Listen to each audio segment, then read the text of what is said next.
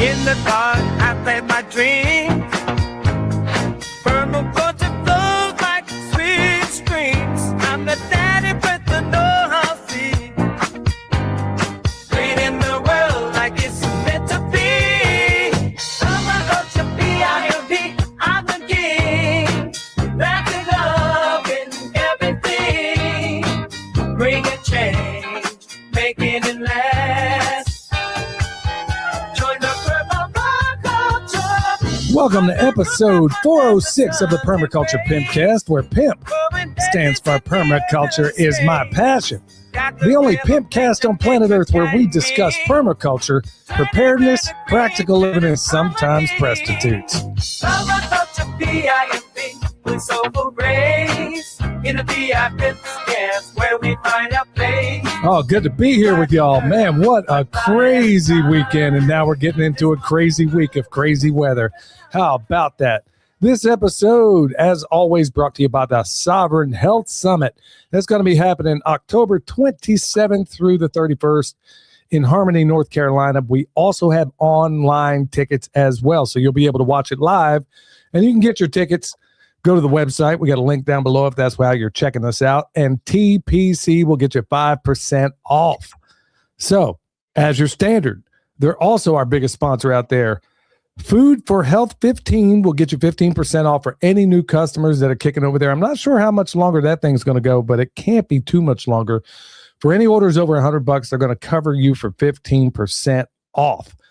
Well, I'm a little bit exhausted today. William knows why. I'm not going to share all the reasons completely right now, but I'm sure you understand, son. How you doing? Pretty good. Just staying warm in this icy tundra that we have in East Texas right now. Yeah, man. Right now it's 15. No, it was 14 degrees before I came up here, and overnight it's going to be down to 3. So, I mean, you know what? I'm not going to complain, man. Stefan Simkoviak, who was just here, he sent me a text earlier it was like a screenshot of his weather for the next week. There is not one day they're above 0. I mean, it was like, I think the high was like -13 or something like that. I wrote back and said, man, I don't think I'm going to be complaining over the next few days about my high hovering around freezing. So, yeah, man, it's all relative, man. But as I was telling them and a number of others, people think I'm crazy. But I was warmer in Alaska at -70. I got to -70 one time in an Arctic 10-man tent, or even walking around. I was warmer there than I've been in Texas in the middle of winter. People don't believe that. They don't. Absolutely. Like today, was it this morning? Because I was taking Emily and the baby out sledding, and not like down hills. I'm the the sled dog in this situation, where I got a rope tied to it and pulling them around and everything. But I was out there in just pants, nothing insulated or anything like that, just pants, t-shirt, and then like a pullover, and I was perfectly fine. In like temperatures that were in the teens today, I was warmer today in the teens and wearing very little clothing than I have been in like 40-degree weather when it's more humid here in Texas. Yeah. Like once it's dry, the temperature is pretty okay to deal with, but once it's like humid, it just penetrates everything that you got on. Everything. Which also reminds me, for all the folks out there, look, I mean, sadly, I've had a fair amount of experience in very cold environments.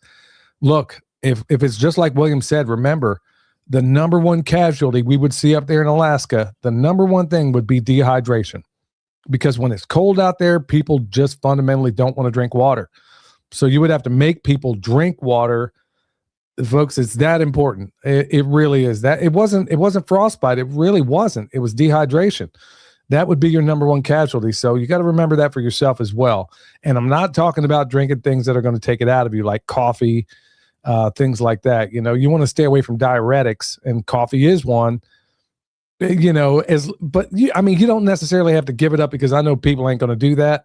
Just realize that you're going to need way more water than you think you do when it's cold out. So don't forget about that, man. So as far as what we've been doing around here, it turns out I was texting Ben Holler back and forth, and man, I'll tell you what, man, that guy's spidey senses are on another level. every time he makes some kind of like quiet prediction to me, it seems like it always comes true. And he was saying, man, I think here in North Carolina, this is going to be, he kind of floated it out there to me. He says, dude, I don't think this thing's going to do anything they said it would. Now, that would be, okay if that weren't the first time he's ever done it. But man, I'm thinking about buying a couple of tickets to Vegas with him, man. We'll put him, hey, Ben, red or black, man. I'll put it all on there, man. This guy, his spidey senses are really something else. So, no, at least in this part, because I know there's a whole lot of people that are suffering. Yeah. I just want to say at this part where we are right now, they were even telling me on the weather app that down where he and Jason live, they were, it was, record inch of ice and all this other stuff. I know guys working for FEMA right now that came all the way down from Pennsylvania. Big goose egg around here. Thank God. I mean, I'm not disappointed.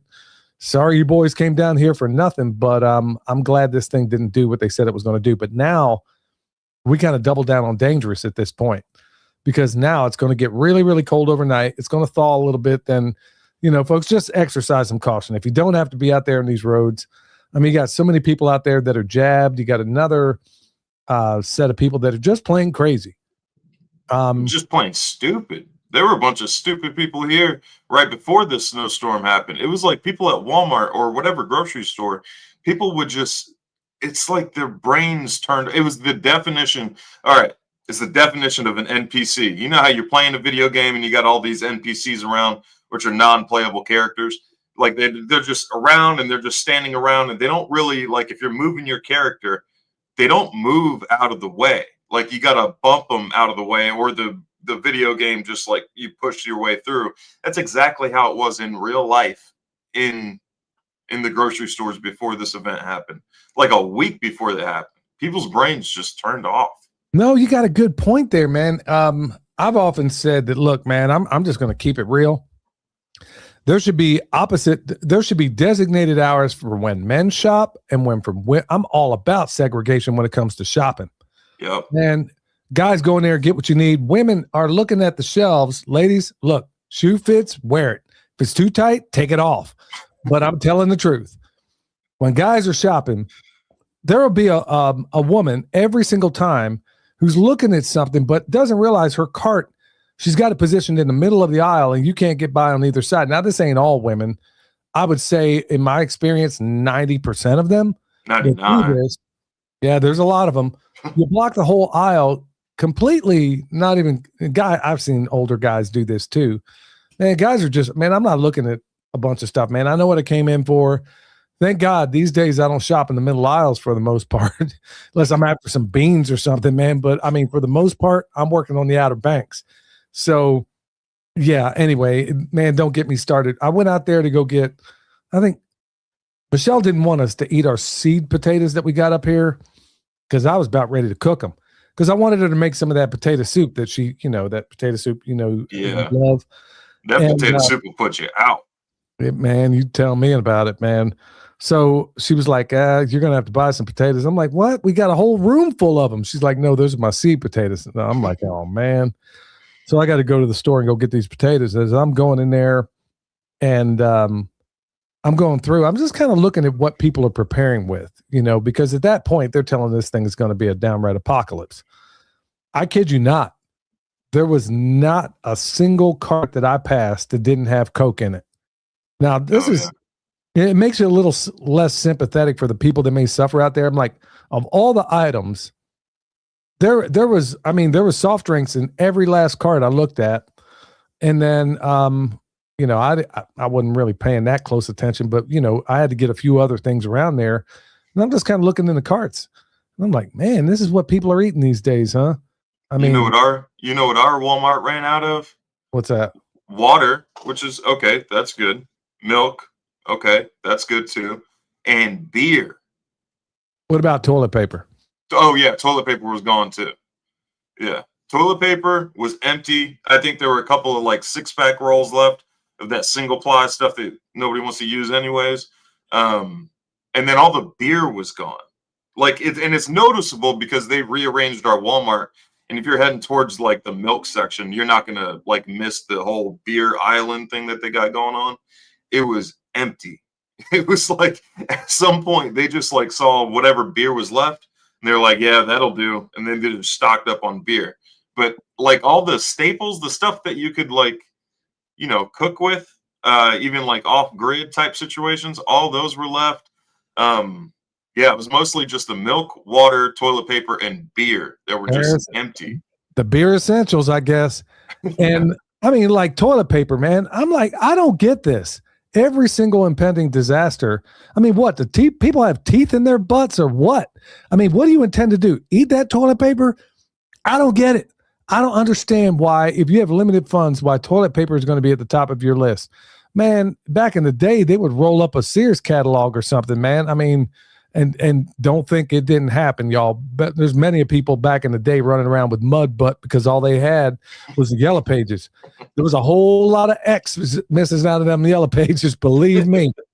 No, I'm dead serious. That's kind of how we had to do it growing up. I'm dead serious. I mean, this toilet paper where we grew up was kind of a luxury.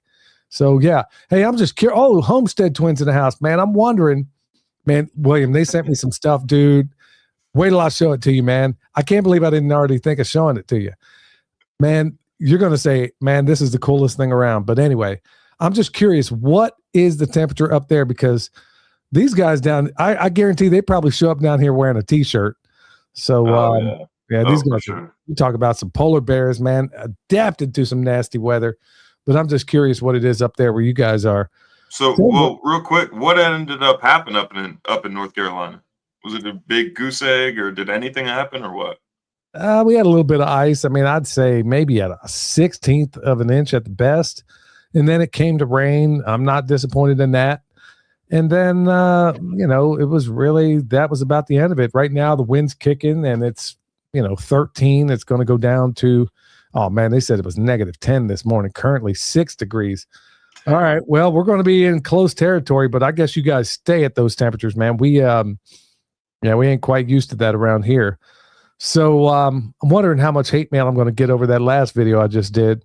I mean, you do? It just went out. Like, what do we do for nasty weather when I don't know what I called it, but like, what do we do with nasty weather animals in nasty weather?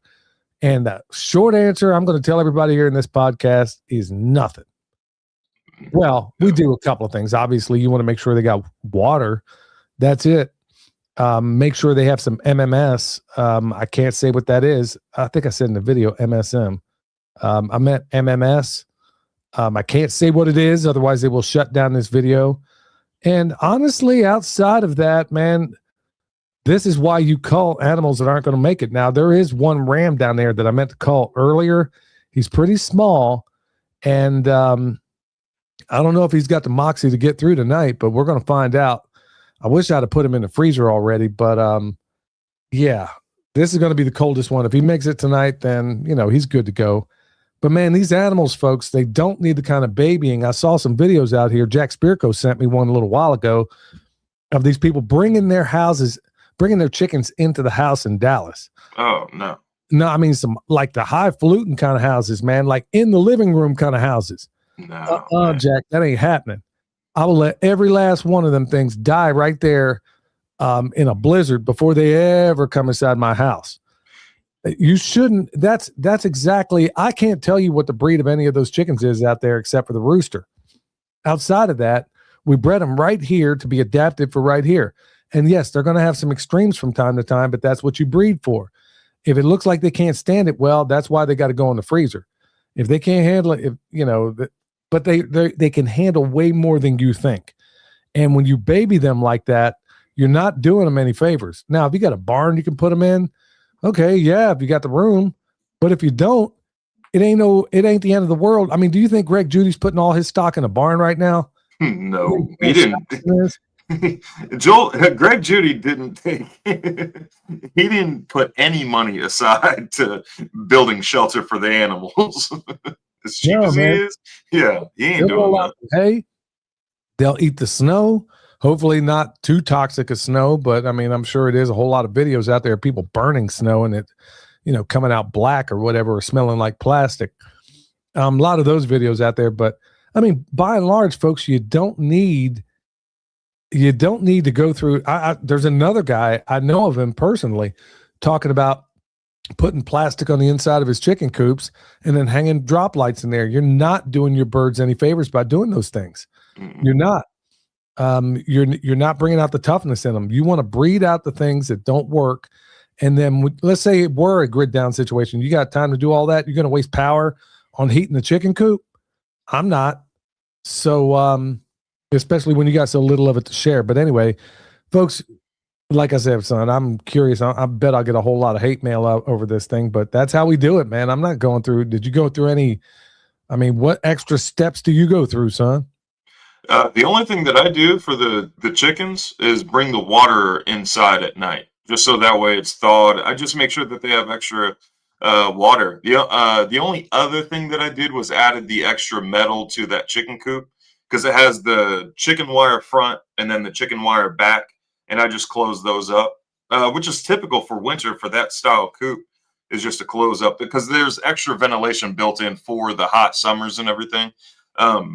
And I just now added the corrugated steel for that, or the corrugated metal for the front and the back. Other than that, I mean, I make sure they have food, I make sure they have water, and they're on their own after that. Make sure they have plenty of bedding, but those are all normal things that you would do outside of extreme events. That's just basic like chicken maintenance. But yeah, as long as your roosts, especially with chickens, as long as your roosts are over, what is it, like an inch or something like that, then they're protected from these extreme temperatures. Then when they roost and they sit down, their feathers will cover their feet, and then you're protected from any kind of frostbite and stuff. Well, it depends on the design. They could be in danger. I mean, that's why exactly I have a flat place where they don't actually roost in there. They do, but they can put their feet down where their feet are flat, and they're putting their breasts on the feet, so they don't get frostbite, even in, on a round perch or something like that. Yeah, Ken and Amy said, I've seen more posts about bringing your dogs in if they're cold. Yeah, and like they say, ain't no way I'm bringing a Pyrenees who was born and raised outside, and that's exactly it. These Pyrenees, you can ask William. The colder it gets, the more he loves it. Yep. Now, where you got to watch out for those guys is when it's really, really hot and they don't have shade. But in the cold, last year, somebody I think tried to poison my dog, and he was out there shivering. Now and I got some suspicions about who might have done that, but he lost a lot of weight. He was not in great shape at the time, and anyway, we got him nursed back.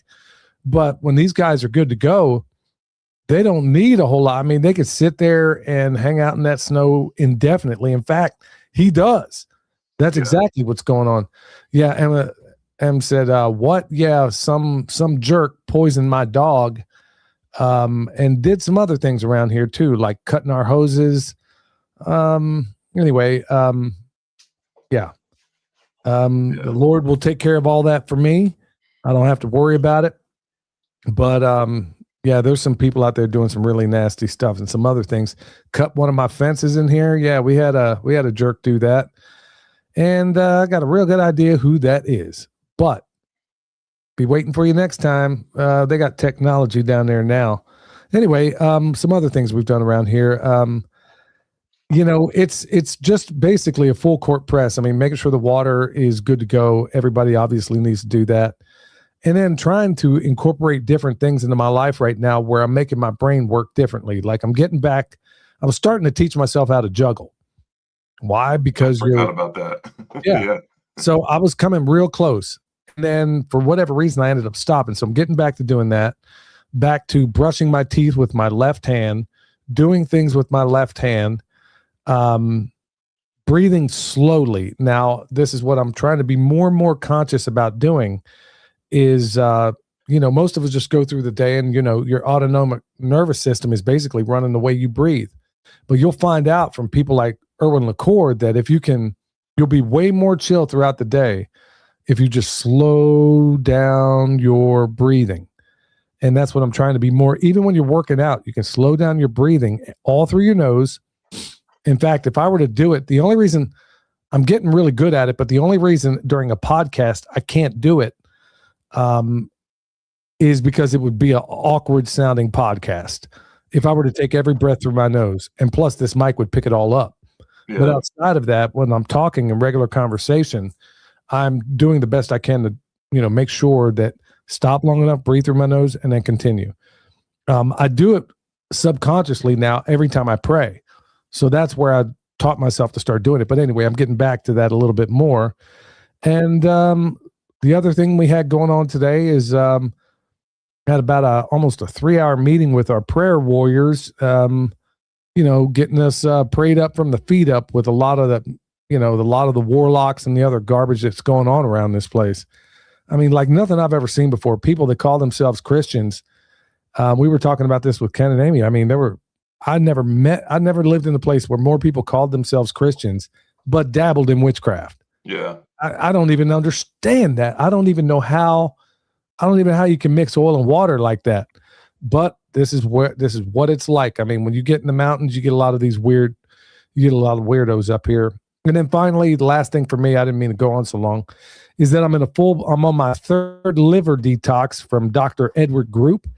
He has a liver detox system, and I've been really, really checking out a lot of his workout on X, and I've been through his urology program, and I'm a big student of his, and I love the stuff he talks about. And he was talking about how, man, I mean, the stats blew my mind, that nearly every American, in most cases, most Americans' livers are operating at 20% capacity.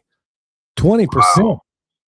I mean, that's most people is operating. He said there, and I said it before on the show, that he said there was so if you go to globalhealing.com, I think is his website, he has a liver kit, and it takes about, your 4 days. It's pretty simple, but folks, let me just tell you right now, if you do this thing, on that last day, I'm just going to warn you right now, there's going to be things coming out of you that you didn't know existed.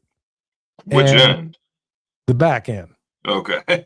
And it might freak you out a little bit. Just know that I told you ahead of time, but that's how toxic all of us are. And I'm less toxic than most, or at least I thought I was.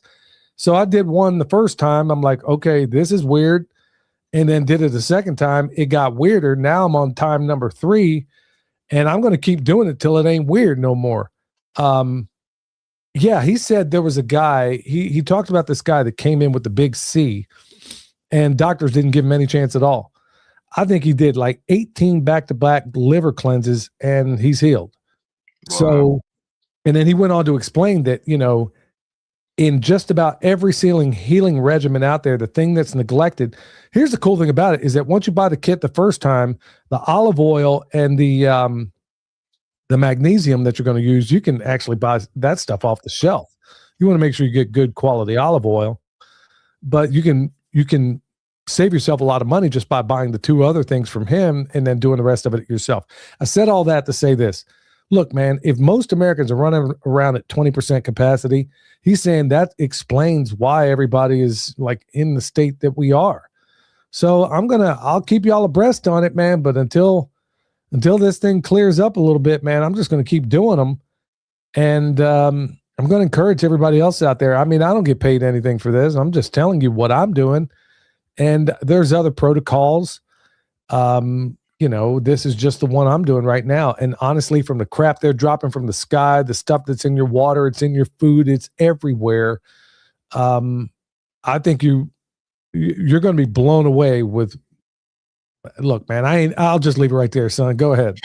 Well, that gave me an idea. A lot of people ask for like a book list episode of like books to read and everything. We should dedicate one episode to like who to follow on Twitter or X, books to read, and who to follow on YouTube and everything. I think that would be and like reasons why. I think that would be a pretty helpful video, because a lot of this information that you're finding as far as like health goes can only be found on Twitter. Like you can't find it on YouTube. You can't, or in a book. You can find it in a book and stuff. But yeah, I think that would be a helpful video. Mary Jane says, if you have chicks, do you leave them outside without heat when there's no feathers? No. Oh, no.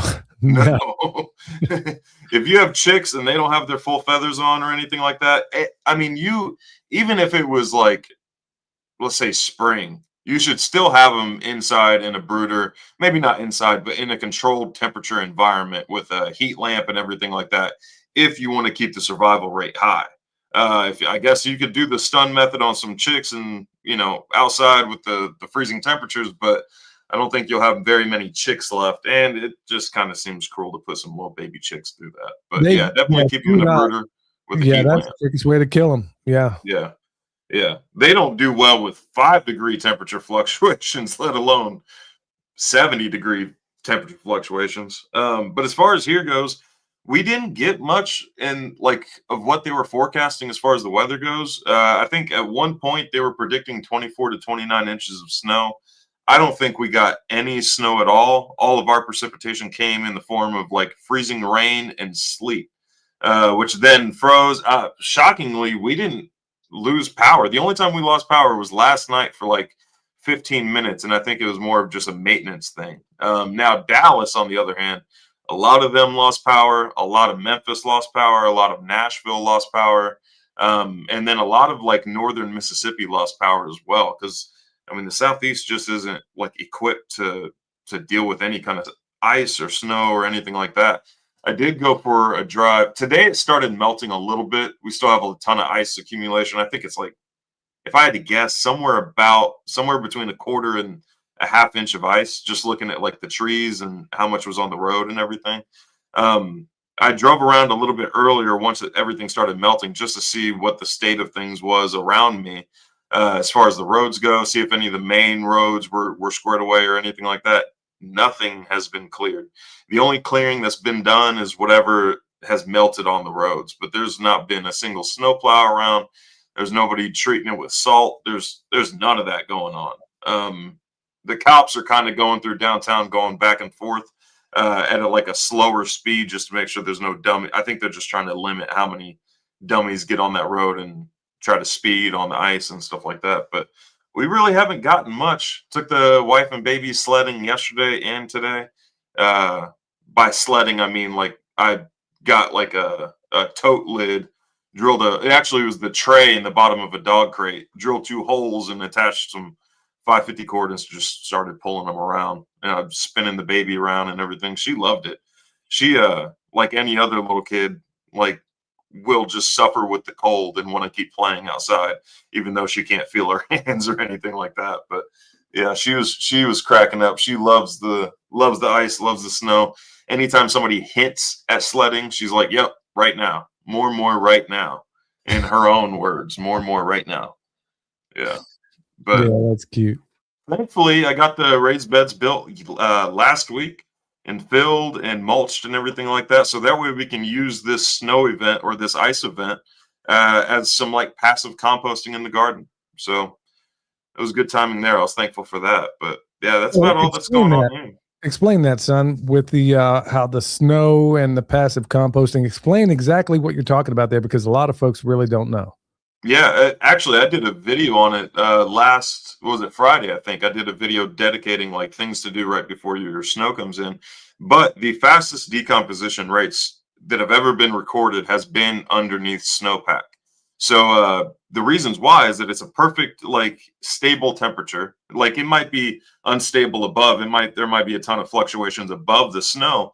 But if you think about it, underneath the snow is acting as an insulator. So it's going to protect it from the fluctuations above the snow. And it's also going to be a slow, like long release drip of water. So it's keeping perfect moisture content and is keeping a very stable temperature. Now, not all of your organisms are going to thrive at that temperature, but there's a lot of organisms that will thrive at that temperature. So if you can get some organic matter on the ground, or they can adjust to that temperature. If you can get some organic matter on the ground and then it snows, then you have the perfect situation for decomposition to occur. Believe it or not, it's faster decomposition rates than like the rainforest or anything like that, or maybe even your compost. It might even be faster than your compost. I'm not entirely sure on that one, but as far as like naturally occurring decomposition, underneath snowpack is the fastest. So like I was saying, if you can get some organic matter on the ground, let's say every year you have guaranteed snow, get some organic matter on the ground, let it snow, and then you can like passively build up your soil that way. In fact, one guy I did a consultation for up in Michigan, he's not living on the property just yet, but he's preparing the pastures that he has for the time when he does live on that property. And the way he's doing that is just rolling out hay in the fall before the snow comes out. Smart. And then it snows, and then, you know, you go through the whole winter, and then each spring he's going to get a better and better pasture because of the organic matter that's put down before the snow. So even though he's not out there and he can't run animals out there, he's still able to build soil in preparation for when he can move out there and run animals. No, great strategy there. All right. So before I move on, look, folks, man, there's a lot of crazy stuff going on in this world right now. I'm not going to spend a lot of time on it, but this thing up in Minneapolis where, I mean, who knows what's real these days? Who knows what's engineered? From what I saw, and I don't care who hates this, folks, you got to start asking. I mean, murder is murder. Okay, so government is allowed to do it at, you know, they have a monopoly on murder, apparently. What I witnessed there, and I'm a political atheist. I'm definitely no Democrat, and I ain't no Republican. I don't know why anybody would ever claim to be either these days. They're all a bunch of polecats. But what I saw up there was absolute murder, cold-blooded murder. Yeah. And what's blowing my mind is I'm seeing evangelical Christians make excuses for it. The dude was unarmed. Bottom line, the guy was unarmed, and you get pumped full of lead through your back, and then you got people that are on fixed news. That's exactly what it is. That's why when that old timer was on the other day and he tried to go on about Fox News, I let him have it. Well, he was disarmed at that point, wasn't he? Didn't they take his concealed carry? Absolutely disarmed. You stick a gun in his back, and then what blows my mind is that you have the same people out here saying, well, you shouldn't bring a gun to a protest. Oh, how come you people on the right didn't say that when Kyle Rittenhouse smoked somebody? Okay, so you have fluctuating morals. This is exactly what's killing this country right now. Look, I don't care who does it, right or wrong. Murder is murder is murder is murder. Bottom line. And I can't even believe some of the people, I don't know. What's flooring me is that the evangelical Christians seem to be, by and large, the ones that are the first ones to call for genocide, first ones to call for, you know, government sanctioned murder. And because it was your side of the house that did it, you're okay. So when the pendulum swings the other way, I'm going to throw this right back in your face. I guarantee it. I'm not going to spend a whole lot of time on this, but look, I'm just floored at how many people have fluctuating morals. There are things that are right and things that are wrong, no matter who does them, whether it's being done by Israel or whether it's being done by us. How is it our guys at Abu Ghraib go to jail for what they did, and it was a fraction of what's being done by the Israeli army, but it's okay when they do it? How's that cool? Folks, we live in a place, if we don't wake up and smell the corruption, we're all going to fall asleep drinking the hemlock. Your standards should be set in stone when it comes to things like this. Like you said, son, he was completely disarmed, 4 cops on him, and this Nimrod that smoked him in his back could have shot one of the cops that was in front of him. It could have went through him and ricocheted one of the other guys. This is the most cold-blooded thing I've ever seen. Well, I ain't going to say it's the most cold-blooded thing. Murdering kids out there is, yeah, that's cold-blooded. But this is definitely up there. So, folks, I want you to think about, go to the Lord in prayer on this and find out whether or not I'm okay. Find out whether or not your heart's okay. I mean, find out whether or not this stuff is okay. But I'm not going to stand by. Every time I do this, you get these Trump tards that want to send me all these letters, and that's exactly what you are at this point. If you're okay with genocide, don't listen. If you're okay with just cold-blooded murder, don't listen. But it's wrong no matter who does it. And just because they're wearing a badge doesn't make it okay. They're But just like I telling said- you what gang they're a part of. Exactly. It's the Democrips and Bloodlickens, as Jesse Ventura put it. But yeah, I'm sure finding it you're pretty curious that the same people that said, well, don't bring a gun to a protest. No, that's exactly what the First Amendment says you can do in the Second Amendment as well. Where does it say in there, except at a protest? And you didn't say anything about it when Kyle Rittenhouse smoked or blew that guy's arm off, which I was okay with. This one, no, not okay. But to say that you can't have a gun at a protest insinuates that, like, oh, there are times where I do not have the right to defend myself. Like that's what you like. I think most of you guys would agree with me. I have the right to defend myself no matter where I am. If I'm in a courthouse, if I'm at school, if I'm at church, if I'm at a protest, I should have the ability and the right to defend myself and whoever I'm with, my family, no matter where I am. But if I'm at a protest, oh, I forfeit the right to defend myself. Yep. Like, So, you're not going there to start a riot. You're not going there to attack people with a weapon or anything like that. It's the same. It's the same as carrying a weapon to Walmart. Like, you're there just in case anything happens. You're carrying just in case anything happens, praying that nothing ever happens. I hope I never, ever, ever have to use a gun in self-defense, but it's there just in case. well, look at the people that are.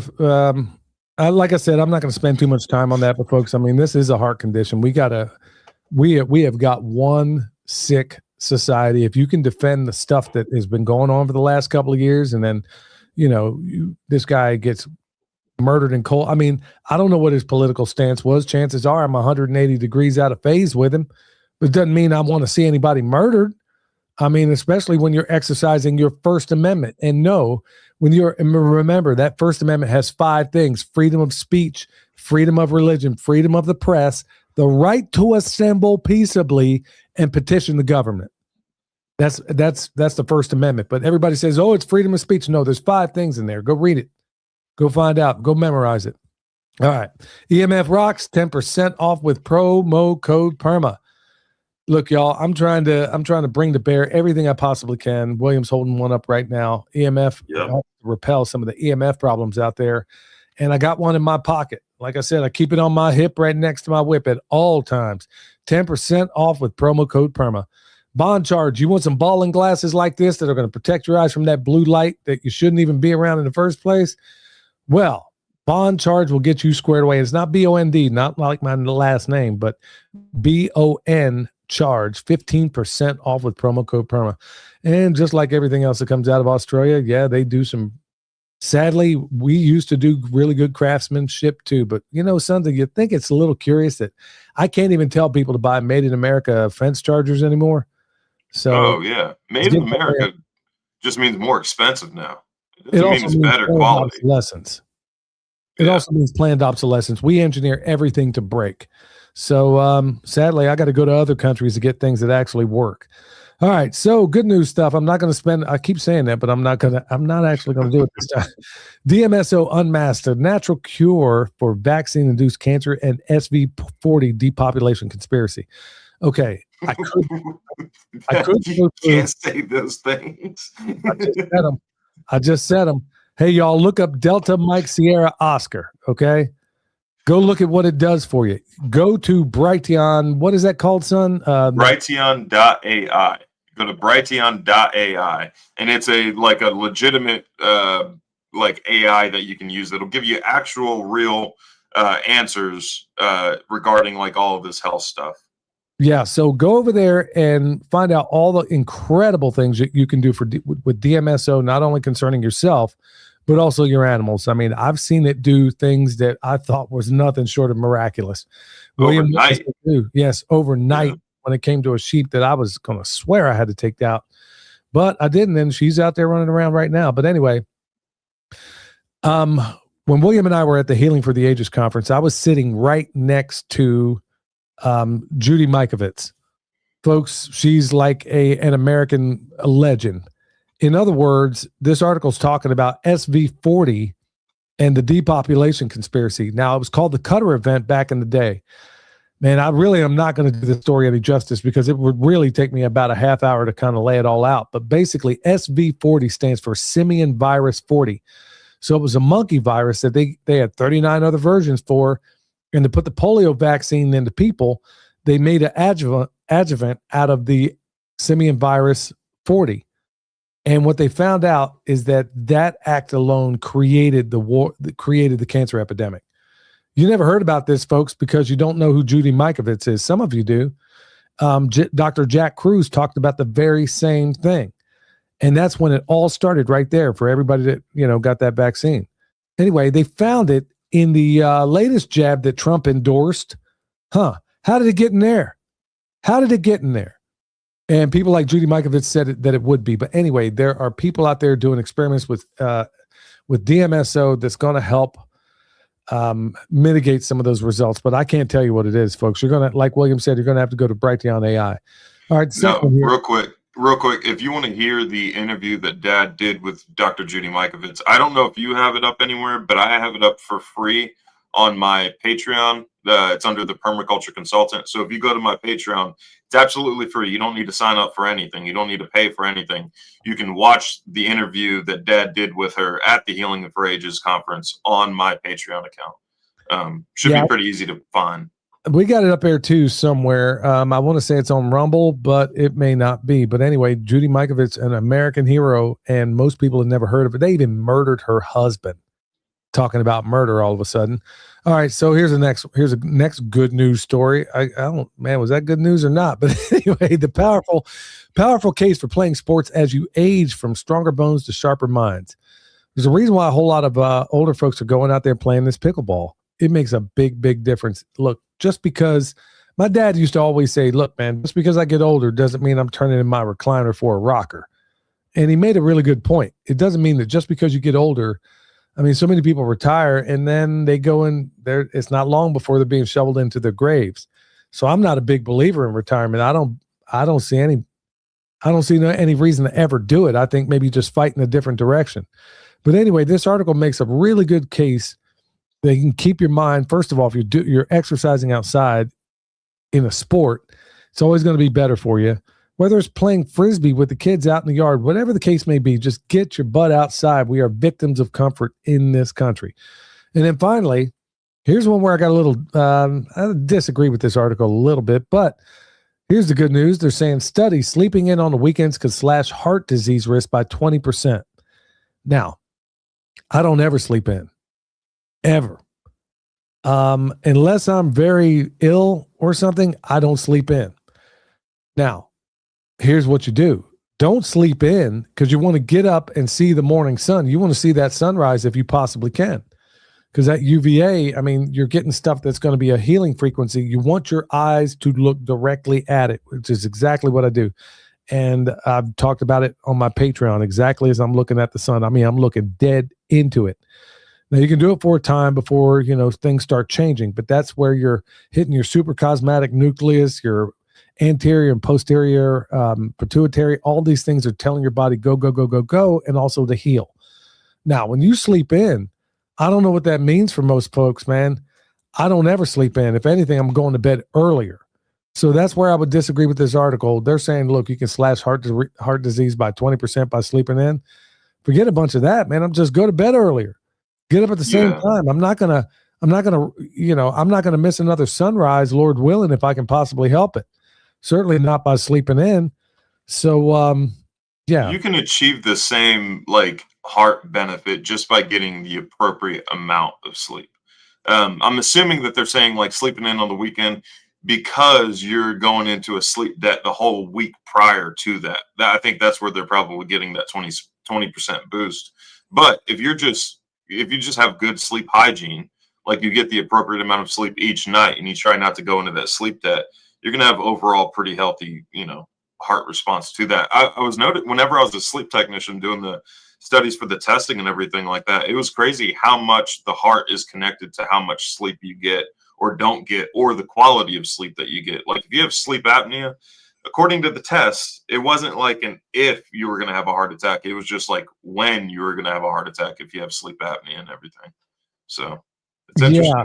And there's, I had probably the worst case of it, y'all. I don't use a machine anymore. So, you don't, as long as I just govern myself the way I ought to, I don't have any problems with it. So, Anyway, let's, with that said, y'all, we're going to go to my man, Eric Sider. Hey, Eric Sider here with your Pimpcast tip of the day. Today's tip, right livelihood. How we spend our time in this life matters. How we trade time for money makes a difference. Who do you serve when you earn your shekels? We know the world is run by psychopaths, and almost certainly demons in human suits. If you have a better explanation why world leaders would poison the planet that they and their families live on, I'd love to hear it. We have no realistic chance of changing the minds of the psychopathic demons, but we can still reach the foot soldiers carrying out their dastardly deeds. These people are our family members, our friends and neighbors, and our community members. The military carrying out genocide, the border patrol not patrolling the border, the ICE agents kidnapping citizens, the police enforcing unjust laws, the scientists with no ethics, the doctors without conscience, the tech bros in general, the pilots, farmers, and landscapers covering this planet in poison, the bankers, the lawyers, and the insurance agents, anyone involved in profiting off of destruction, the politicians and prostitutes whoring for Zionists, most of Israel, the actors shilling for all these companies, and the real drug lords, the CIA and Big Pharma, and the advertising agencies selling us all lies. How much is your soul worth? The masters you serve will toss you aside as soon as you have no purpose. You are loyal to your own self-destruction. Our economy and most all our capital is funneled into these destructive ends. There is better work for all of you. Work with purpose and meaning, work based in ethics to facilitate abundance. Come join the Permaculture Army and help create a peaceful revolution, because we have jobs for everyone, forever. You can find me on YouTube and Instagram at Eric Sider. If you're in need of permaculture t-shirts, the official pimp gear of the Pimpcast, or remote permaculture consultation and design, head over to ericsider.com. And for more information on my permaculture community group, head over to permaculturefairoaks.org. That's my dog right there, boy. He knocked that one out of the park again. And boy, he just got me thinking about something where he's talking, Jennifer Lawrence. Is that the one that was in Hunger Games? That was the girl in Hunger Games. Yeah, she just committed career suicide. Apparently she just came out and called what's happening in Palestine genocide. So pretty much one of the only actors out there to do it, an A-lister no less. So she'll be relegated to B movies from now on or never act again. Kind of the same thing that happened to Richard Gere. So you stand up to the beast out there, and there's going to be consequences. But big hat tip to the people that do. Anyway, Eric made me think about that too. But yeah, good stuff as always. All right, so I'm gonna jump right into this, y'all. Before I do, my chronic silver, my chronic silver promo code PERMA. Look, I got any issues at all, man. Even T over at Mountain Readiness, man, which he was in the chat a minute ago. He used he was coming down with something, used that stuff, and bam, knocked it right out. I've done the same thing. There's no better stuff out there, y'all. I know everybody likes colloidal silver. Yeah, go with that if you want to. But I'm a chronic man myself. I'm a mychronic man. I'm telling you, there is past the silver. That's what I'm talking about. Head up. Yeah. Mychronic silver, 10% off with promo code PERMA. All right. So this show was inspired by this message that we got in here. It's from Connie. Do you want me to read it? Oh, you got it. Sorry. Well, if you got it handy, go ahead. Yeah, I got it. She says, "Hi, I'll try to keep this brief. My community is fighting a data center. I know realistically they will come somewhere despite fighting like hell against them. Can you or your son maybe do an episode, if you haven't already, on permaculture designing your farm to be people-proof? In other words, are there additional water collection steps or maybe designs to counter a data center sucking your well dry during a drought? I'm talking more than nature throwing a curveball. Do I need to plan my farm to potentially be like a desert? Thanks for all you and your son's insight. Also, please pray for us and everyone fighting these things. The more prayer power, the more I know God will do amazing things for his people." Connie. Yeah. So Connie, number one, yeah, we do pray for y'all. And everybody out there, we do. And we're asking you to pray for us as well, because when I tell you the slings and arrows coming at us in a big way, folks, you have no idea. There's a reason why I got to, team up with some prayer warriors around here from time to time, because it gets a little bit hairy sometimes. Won't go into the nature of it right now, but anyway, we do not coordinate with Eric, and this is right in line with what he was just talking about. We folks, I've worked on many, many, many data centers. Okay, and one particular time, I was like the general foreman at the biggest data center in the world at that time. It was one of the Cerner data centers. Since that time, it's been dwarfed many times over. I was over there doing all the controls in one of these data centers, and I know my way around them. I've spent a lot of years doing that kind of work. Data centers, powerhouses, things like that. I mean, industrial electric work, that's my bread and butter right there. So I've kind of briefly talked about it before. I got friends, a lot of friends in the trade, and some of them that are engineers in the trade. And what's happening with these data centers is unconscionable, absolutely unconscionable. They could easily take a lot of the water that cools these data centers, put them in the cooling tower, and then recycle the water, but they don't. In fact, I almost gave up my friend's name, but he's like the lead engineer on a project.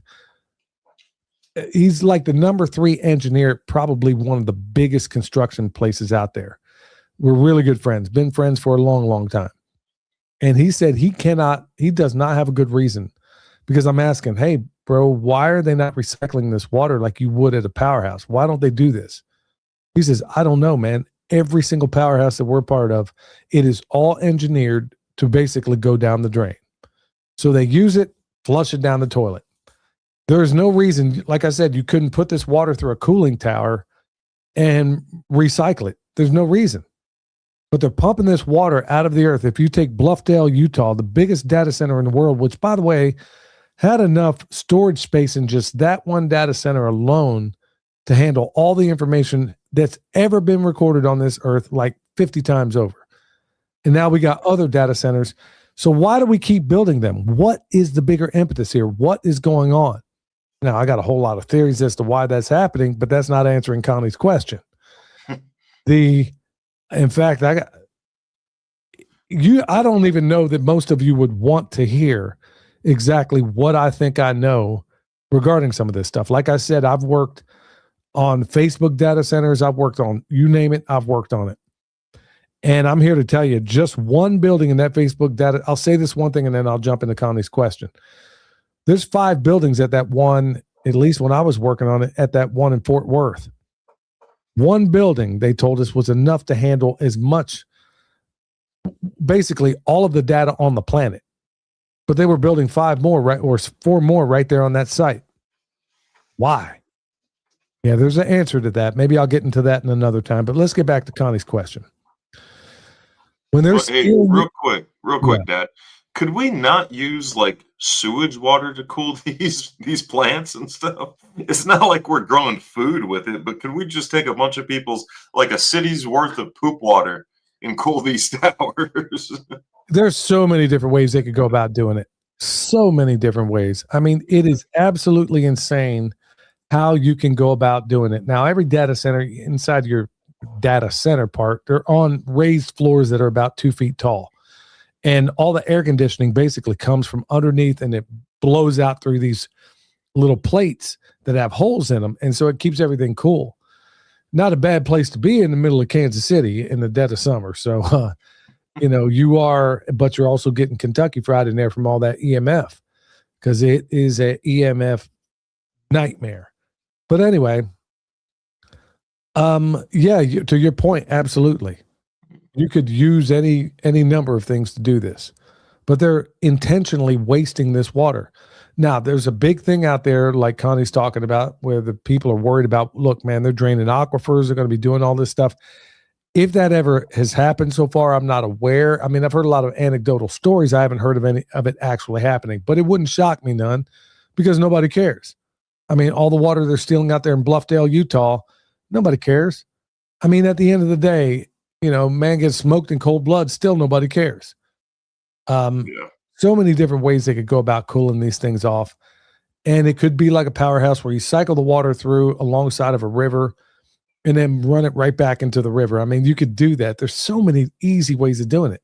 But to Connie's point, I'm just going to suggest right out of the gates that you design for zero dependence on a well. I mean that. Whether you're getting your water from the well right now, you need to design for zero dependence on it. So assume that the well fails or gets throttled in a big way to maybe you only go down so far, but maybe they went a little bit deeper. So what does that mean? Roof catchment on every single structure. I mean, gravity fed storage instead of, pump resilience, because it could be the power that they're robbing too, because guess what? It is. If you only knew how much data centers are using up so much power on the grid, it is insane. So plan for your power, plan for your water as if you got no dependency on it. That's where I think you're going to have to wind up getting, which also probably accounts for the reasons why they're trying to smoke most of us. Go ahead, son. Now, since her question was more of like, how do I people proof my property? I put in points here that apply to like outside of just the data center too. So it's going to be more of like a general, like how to protect your property from people basically polluting the commons or disrupting the area around you, just for future points. But the first point I'll bring up is the build a community of like-minded people within driving distance. Do what Tag did over at Life Done Free with Tag and B. They had, I think it was Dad and I were talking about this earlier. I can't remember if it's a data center or a solar farm. I think you're right. I think it was a solar farm. Yeah, but in Kansas, they had people, even though they weren't, even people that didn't necessarily live in the town or the county that was going to be affected, but since they have like such a large community, everybody within their community drove to the area for this county, like the town hall, the county meeting or whatever it was like that. They filled the entire place, and the solar farm was like, wow, it's going to be easier to do this in a different town, basically. And yeah, just their presence there is what stopped it. It wasn't just like they didn't have to like provide some awesome argument, or they didn't have to sign like a petition or anything like that.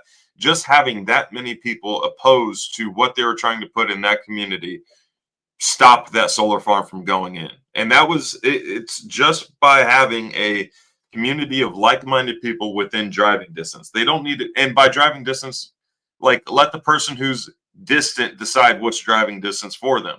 Driving distance for me, like 5-hour drive isn't much for me, just because I'm on the road a lot. I'm used to driving far distances. Whereas like for somebody else, like 45 minutes might be a pretty, far distance for them, for a community. But yeah, build that community, and build the community before you need the community. That's a pretty important part. So many people will have a problem arise, and then they try to build the community around that problem. It's already kind of too late at that point. And not saying it's impossible, it's just kind of too late at that point. Try to build the community before there's any kind of issues. And all you have to do is, like, another issue with building community, like Tag was saying at this one event that I was attending, is that too many people tried to niche it down too much. He's like, there's only a handful of things we all need to agree upon. If we can all agree upon those things, then we're all going to get along just fine. Try to come up with like a list of like 5 things the whole group needs to agree upon. And if they agree upon that, they're part of the community. And then participation in community events kind of vets some of these people out. Like if you don't participate in the community events, then I guess you're not a part of the community. It's not like anybody's kicking anybody out. They just kind of weed themselves out and everything. But yeah, build the community for when the problem arises. And it just needs to be like-minded on a few like topics, and that's it. But all right, think about massive water storage, not just collection. I mean, most people collect water, I get it, but almost nobody ever collects enough. Definitely not enough. So think about multiple tanks instead of just one big one. I know one guy that ended up getting this massive tank. You get a hole in that thing, or some good old boy decided he was going to put a hole in it. Especially if you put it down low, you're in a bind, nephew. So, buried or berm tanks, man, those are excellent ways to go about doing it. Or I think they're even better because it's below ground, but you're always going to have to be worried about toxicity, especially with all the junk they're spraying out there. And then think in terms of months, not days. Look, if the data center is going to run 24/7, and it will, your storage is going to have to as well. Yeah. So my next point is, and this is kind of like a 2-for-1, but it's protect the land legally, like your property, protect it legally with a trust or a PMA or a conservation easement, whatever it is. And in conjunction with that, collect evidence as often as possible. So that way you have, and this kind of applies outside of the data center, more of like, for instance, like a solar farm, if a solar farm's going against you or being built next to you and stuff like that. But protect your property using the means that are provided, meaning like the legal means that are already provided. Use what the elites use trust to protect the property, use conservation to protect the property and everything like that, conservation easements, and then collect as much evidence again, like for whatever they're doing as possible. And I've noticed this with like people that we've helped before in the past, even though whether it be like whatever the issue is, it's like nobody wants to put in the effort to collect the evidence, or nobody, like everybody thinks like, oh, this is just one instance, this isn't going to be enough. But it's everything put together and presented that builds the story, not just like one particular piece of evidence or two pieces of evidence or anything like that. You got to get like a whole catalog of evidence from as the first time you notice it to present day. Collect as much evidence as possible and protect your property legally using their methods of protection. And that should be able to, like, that'll give you like legal standing in fighting whatever is being presented for your property. On you. All right. Think about keyline and subsoil water banking. And what I mean by that is instead of fighting a drought, you can hide the water underground. Just because they're wiping out an aquifer doesn't mean that that's where your well is. It's not like maybe let's say the Ogallala aquifer in the middle of Nebraska. Well, actually, it's not just Nebraska. It's all over that region. It keeps going down and down and down and down and down. Well, my friend who's a sheriff out there, he used to he used to do wells. And there are other pockets of water that are there. So that brings me back to, keyline ripping on contour, man. That can go a long way in putting that water. Every drop that comes on your landscape, you can put in the ground. Obviously, swales, we've talked about them ad nauseum, and they infiltrate, and they don't just, it's also good tree growing systems out there, and then think about maybe in certain areas, depending on where you live, organic matter to increase the sponge effect that it's going to have, it's going to help infiltrate that water into the ground. You're building an invisible reservoir under your feet. And what you'll find out when you capture all this water is that you're eventually going to make springs downhill from it, if it's done properly, especially with some good keyline or swales or whatever the case may be. You want to capture every bit of water, and it doesn't mean you're just giving it all away. Plus, a lot of that is going to maintain right in your soil as you build your organic matter. Yeah.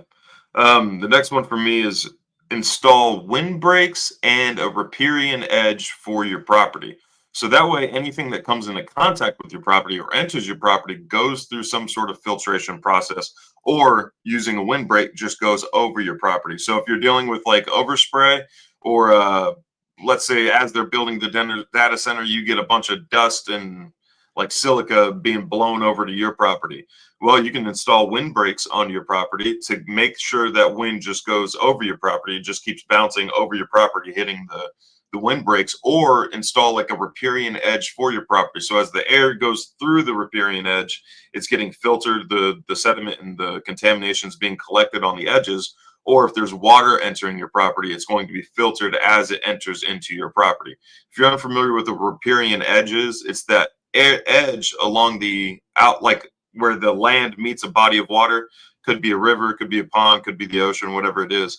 But it's that edge where there's a bunch of filtration plants that basically like clean and oxygenate the water before it enters the greater body of water. So if you think of like your property, the center of your property being like a body of water or something to protect, something to keep clean, then install that riparian edge on the outside perimeter. And it doesn't have to be entirely around your entire property, but you know which direction some of these inputs are going to be coming from. You have predominant winds, you have slope and things like that that are all going to dictate which direction some of these inputs are coming from.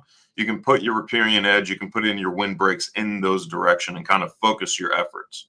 So think about shade being water. Now I'm going to define this a little bit, and I'm probably going to I'm going to try to help you redefine I'm going to redefine what I'm talking about here. So think about the shade being a source of water. Now, what do I possibly mean by that? Every degree you save on that ground temperature is saving water. Okay, there's a reason why there are 7 layers. Depending on whom you ask, it could be 8 or even 9. But there is a reason why there are layers all the way through the forest. Okay, there's a reason why nobody has to water it. Nobody looks after anything out there, and it comes back. Well, the same thing in your garden. It should be that way out there in your garden. But let me talk about pastures. For a lot of people out there, the hardest thing to get people to understand when they raise animals in this environment is that they feel like their grass should look like it does after it gets mowed or like it does on a golf course. Folks, I am here to tell you, people like Jim Garris, Joel Salatin, Greg Judy, Ian Mitchell, and some of the best in the world will tell you that is the dumbest thing you could ever do for your land. You'd never want your grass that short. We only have it that short is because that's the way your mower, that's what you're used to seeing your whole life. The hardest thing to teach people when it comes to grazing is that it should never look like that. I just did a video the other day and look at where my grass is. The more you can cool that soil or the dirt, whatever it may be, whatever you choose to call it, the more you can keep that stuff cool, the more the microbes are going to work for you, the more life you're going to have in that soil. And guess what? The better the water retention you're going to have in that soil. That is a magnificent way of keeping water in that soil. Do not let your animals eat that thing all the way down. Let them eat, shoot, move, and communicate. That's all they got to do. All right, back to you. Compost, compost, compost. Compost is going to, so if you're having to treat your property, like Connie was saying, like it's a desert, then compost is important. If you're dealing with contamination from outside inputs, compost is important. For all of these matters, all of these issues, compost is still going to help you. It's going to help increase water retention. It's going to help increase water wicking during like flood events and everything.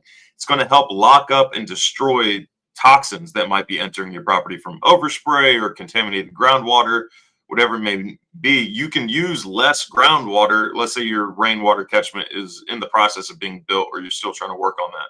You can use less groundwater by thinking of composting. And that could be like direct composting where you build a pile and you flip it and all that stuff, or could be like passive composting, like Dad was saying, increasing the organic matter on your property, or just keeping a cover crop in your garden. Like I bring this example up all the time because it's just a eye opener as far as like how well like keeping your ground cover can work. It was a couple of years ago. I planted a ground cover of red clover out at the demonstration site. Got that established. And then after our last frost date, I put in sweet potato slips and I planted a bunch of those. I watered everything in, and that was the last time I watered until it was time to harvest. And I'm in Texas where we have guaranteed drought every single summer. And I had a fantastic harvest. And all I did was make sure I established a ground cover first. That ground cover is also going to keep the organisms fed for an extended period of time. And it's going to just increase the amount of like biological life is in the soil. So yeah, compost. If it can protect from the radiation of Chernobyl, it can definitely protect from whatever contamination we're running into over here. So that's in the instance of like dealing A with the drought or a desert environment, and B, any contamination that might be entering your property. I'm going to kick it off with, basically soil carbon as an infrastructure. I mean, remember, we're talking about trying to save water here in a lot of different ways, water and also electricity to a lesser degree. Well, maybe to an equal degree. Anyway, carbon isn't soil health, it's water security if you think about it. This is why I mulch my trees deeply. You know what? Like William said, I don't have to water them. You shouldn't have to.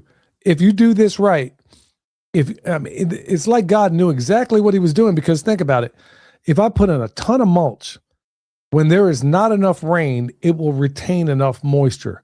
When there's too much rain, it will hold it in. It'll act like a sponge. It works either way, whether there's not enough or there's too much. Either way, you cannot go wrong with mulching your systems. Biocomplete compost, like William was talking about, mulch systems are measured in inches and not necessarily aesthetics. I know everybody's thinking about the aesthetic value of things. Well, I'm well past that. And also fungal dominant soils, or in your pasture, you're going to want about a 50-50 fungal, bacterial split. But anyway, in your tree systems and stuff like that, even in your gardens to a high degree, you're going to want to hire, the more fungus, the more you're going to be able to retain water, and the less you're going to need to water. So I think you got one more, right, son? I can just list off the rest of what I had because I wrote down quite a bit. I don't know that you should. We've already run pretty long, but why don't you go ahead and put one more? The last thing I'll say then is post explicit and specific signage, like around your property and then around your specific community. If there's a data center going into your community, it's going to affect everybody in that community, but most people have no idea what's going on. Most people are just viewing that as like a potential source of like jobs as the data center is being built. But put in signage around your entire like property and community in protest of this data center going in. Some people, I mean, granted, most people don't care. And even if they're informed, they still won't care. But if there's 5 more people that join on with you that are in protest of this data center, then that's 5. You're no longer just that one crazy, like lone wolf that's going against these people. You now have like a small group of people that are going against these people. Even if you get 10 people, that's even better. And then, inform people as much as you can around you. Don't waste your time. Like, I can't remember what verse it is, but it talks about like witnessing to people in scripture. And it says, like, try 3 times, afterwards, dust your feet off and let your peace return to you. Treat it the same way with that. Just go to people, try a couple of times. And if it doesn't work, then just understand like, all right, these aren't the people in my community, and then move on to the next group and keep on trying. And then before you know it, you'll have a community like Tag up in Kansas, where they collectively, now they don't own collectively, but within that community, they have over 2,000 acres. And I think it's like 80 some members, and it reaches from Kansas to, I think, Oklahoma to even Missouri and Nebraska. So it all starts small, but start with your local community and just try to inform them as much as possible. Folks, when it comes to these data centers, look, as I said from the very beginning, I'm acutely aware of how these things operate. Now, they're going to tell you, oh, look at all the jobs it's going to bring in. Yeah, it'll bring in construction jobs to a point. So you may have hundreds, maybe even 1,000 people working on one of these data centers. But here's what they don't tell you. That's only until it's built. After it's built, you may have one technician. Maybe, let's say they're generous. You may have 10 permanent jobs for every building in that data center. And, half of those jobs are probably going to be a guy with a Muppet, with a cleaning crew. For the most part, all they need is a couple of techs on hand. And AI these days is probably going to handle most of that. So just keep that in mind. They're lying to you when they say it's going to bring in all these. Yeah, they'll bring in construction jobs for a short while. And then after the data center's built, there ain't nobody there. There's just a handful. They don't need a bunch of people to run these things. That's the whole purpose of it. It pretty much runs itself. You need a maintenance crew, and really that ain't much. Security. Maybe a security guard. Oh, yeah. You better believe there's security out there. And then they got generators on these things, man. They are the size of locomotives. I've never seen anything like it. And they got multiple generators over and over and over with these things. Well, folks, look, man, I'm hoping all this was a blessing to you. I want to thank Connie for reaching out. I thought it was the greatest show idea, because especially a lot of this stuff is in the news right now when it comes to these data centers, and people may be ignorant about the fact. I can tell you because I've worked on many of them. But yeah, as far as long-term jobs in that community, no, 9 times out of 10, no, there's not going to be any long-term jobs unless you're going to be in the maintenance department. And usually they're hiring people like me to try to, come out there and do that. They want somebody in the skilled trades. They're not going to they want an electrician with a whole lot of years experience working on data centers. Okay. They want plumbers. They want, any kind of tradesperson that's in this thing, not just off the street. They're not going to train you. They want somebody that's already trained and has been doing it for a lot of years. So just keep that in mind. All right, y'all. I want to thank everybody for checking us out today. It's been, it's been a crazy couple of days, and it's about to get crazier. Remember, drip your water at the house. Do everything you can, y'all, because it's going to be a rough night. at least here in Western North Carolina. And then over the next week, Weatherman Plus says, you know, this one, as soon as it passes, we got another one that's coming in just as bad. So a lot of you folks that have got a lot of snow, you're about to get a lot more. But you know the deal. We're always ready because you know why? We stay alert. Stay alive.